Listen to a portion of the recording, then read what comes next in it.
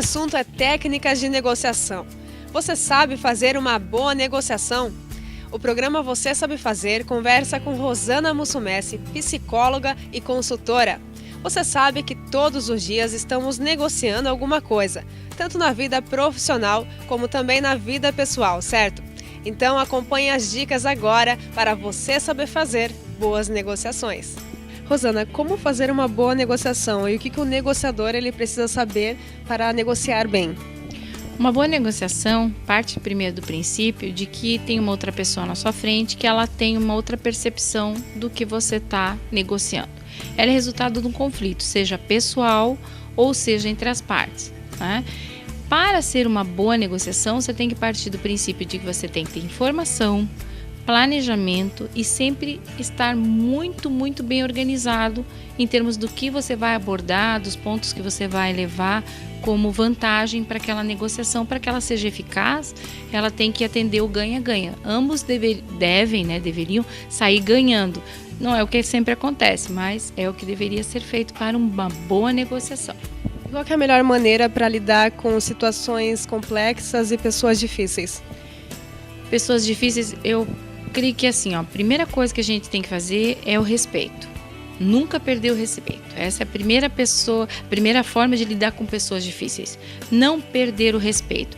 A segunda é não perder o bom humor, né? Porque se você conseguir sempre levar isso para um clima ameno, né? Por mais que a pessoa seja exigente, que ela esteja às vezes chateada, que ela esteja nervosa, você tem que manter a sua calma, né? Não perder o seu foco. E um terceiro aspecto que eu creio ser muito importante é sempre você se colocar no lugar do outro na medida que você gostaria daquele tipo de solução. Por que então tantas negociações acabam fracassando? Na verdade, elas fracassam exatamente porque as pessoas pensam em ganha-perde, né? Que é um elemento muito importante da negociação. Que é, nós temos uma forma inconsciente de agir, que é a lei do Gerson, que não é do teu tempo, Carol, mas funciona mais ou menos assim, é levar vantagem em tudo. Então nós temos no nosso inconsciente essa mania, né, entre aspas, cultural, de sempre querer ganhar alguma coisinha, um desconto a mais, ou uma concessão, uma coisa pessoal, ou no trabalho, um horáriozinho menor. Bom, a gente sempre tenta alguma coisa. E na verdade seria essa forma que elas mais fracassam, seria por essa cultura do ganha-perde, né? Então eu quero sempre sair ganhando alguma coisa. E muitas vezes por eu querer encerrar essa negociação, às vezes por não ter informação, por não estar devidamente planejado, né? Eu acabo dizendo assim, então tá, então fica por assim mesmo e pronto. Quer dizer, se eu tenho uma posição hierárquica no trabalho maior, eu acabo ganhando porque você é meu subordinado, você tem que aceitar aquilo e pronto. Na vida pessoal, se existe lá um embate com relação a um poder, às vezes financeiro, de um casal, ou qualquer relacionamento, ou mesmo filhos, qualquer coisa que possa ser um fator de ganha, eu jogo isso na hora do conflito. Porque a negociação, ela surge de um conflito, seja interpessoal, intrapessoal, tanto faz. Ela surge da necessidade. Então, muitas vezes a gente usa essa necessidade. Então, por isso elas fracassam, né? Porque a gente acaba sempre querendo ganhar alguma coisinha a mais. Existem algumas ferramentas, conselhos que você poderia passar para as pessoas para negociar bem? Ferramenta sempre tem, né? A gente sempre tem ferramentas. Então, assim, toda negociação é única, não no sentido de ser só aquela, mas de ter unicidade. Então, ela começa e você não pode aplicar aquilo que você pegou naquela negociação para as demais, né? Ela tem uma continuidade. Então, assim, você tem que se preocupar em executar aquilo que você prometeu, seja ela qual for o aspecto profissional ou pessoal. Outra ferramenta que eu acho bastante importante é a comunicação, porque se você não consegue expressar o que você tem para dizer, fica difícil negociar, né? Como é que você vai negociar se você não é comunicativo? Não digo assim ser comunicativo e expressivo, mas ser claro no que você está colocando. Então, às vezes a pessoa tem dificuldade de entender o que você está falando, né? A outra parte, e aí fica naquele perde que eu te falei, mas aí você não se preocupa em, né, trazer aquilo em termos mais fáceis, né? comprar um carro, ele tem injeção eletrônica, rebimboca da parafuseta. Você diz, ah, tá. Quer dizer, a gente não está entendendo o que é aquilo, né? E muitas vezes o cara diz, não, mas eu avisei que tinha rebimboca. Ah, mas eu não sabia que era isso. Ah, mas por que você não perguntou? Porque também a gente não quer dar uma de ignorante, né? Diz, ah, não, daí você fica na sua. Então, claro que ambas as partes têm que ter informação, ambas as partes têm que se comunicar bem, perguntar tudo que lhe acha importante, qualquer coisa. Mesmo que pareça assim, ah, eu não vou perguntar, isso é ridículo, mas pode atrapalhar a negociação e, claro, na tua pergunta anterior, de ser mal sucedida. Então, a comunicação ela é uma ferramenta indispensável para uma boa negociação. Existe alguma dica de ouro para negociar bem? Respeito.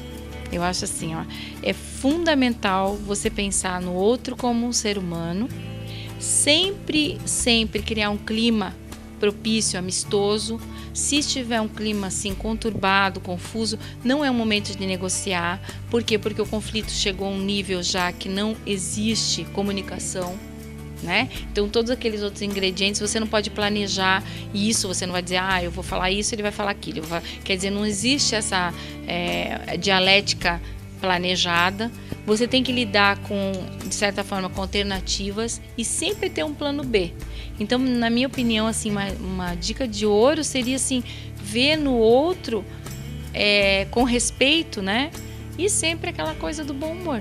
Né? Sempre você não se identificar. Muitas vezes a pessoa vai falar no caso de uma venda, ela está vendendo uma casa que ela tem um amor àquela casa. Então ela se refere à casa como a vida dela. E o outro está ali vendo, não, mas tem azulejo quebrado, tem chão.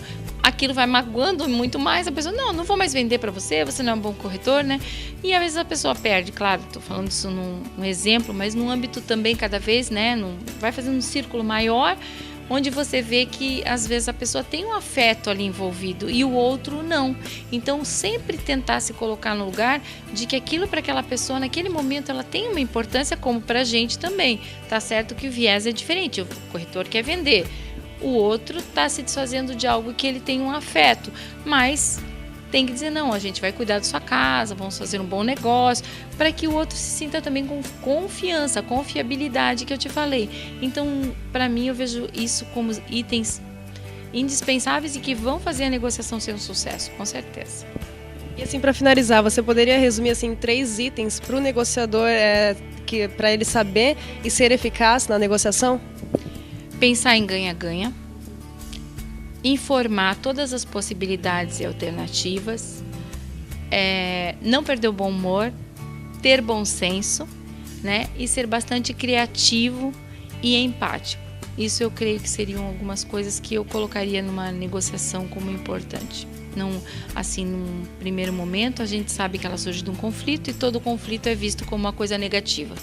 Mas por outro lado, como eu disse, é uma negociação, um conflito também é uma coisa positiva. Sem ele, ninguém sai do lugar, porque fica numa zona de conforto. Então, na verdade, o objetivo de achar regras de ouro é sempre pensar assim, isso é importante, o conflito é necessário.